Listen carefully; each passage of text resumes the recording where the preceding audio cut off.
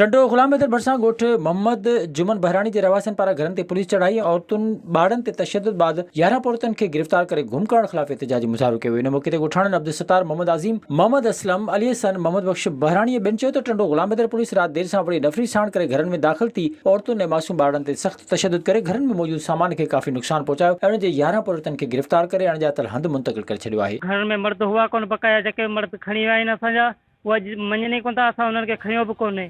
असांजो जेके 3 माण्हू राति असां उन्हनि खे ॾिना आहिनि, 8 माण्हू असांजा राति 3 बजे हू खणी विया आहिनि। असांजा घर जा भाती 11 ॿार हुआ, उन्हनि खे सभु पुलिस वारा खणी विया आहिनि ऐं खणी विया आहिनि, ज़ाहिर बि कोन कयो अथनि ऐं अञा ताणी चवनि था त असीं वरी ॿिए चकर असीं छापो हणंदासीं ऐं असीं अञा मारींदासीं। असां कहिड़ो ॾोह कयो आहे? हुननि आईजी सिंध, DIG हैदराबाद समेत वसवारनि खां मुतालबो कयो त पुलिस जी दहशतगर्दी खे रोके ग़रीबनि खे इंसाफ़ ऐं तहफ़्फ़ुज़ ॾिनो वञे। ॿिए तरफ़ पुलिस जी अहिड़ी कार्रवाई बाद मोहम्मद जुमन बहरानी स्टाफ ते ख़ौफ़ सबबि कारोबार बंदि रखियो वियो। विज़िट कयो अवामी आवाज़ मीडिया ग्रुप जी वेबसाइट awamiawaz.pk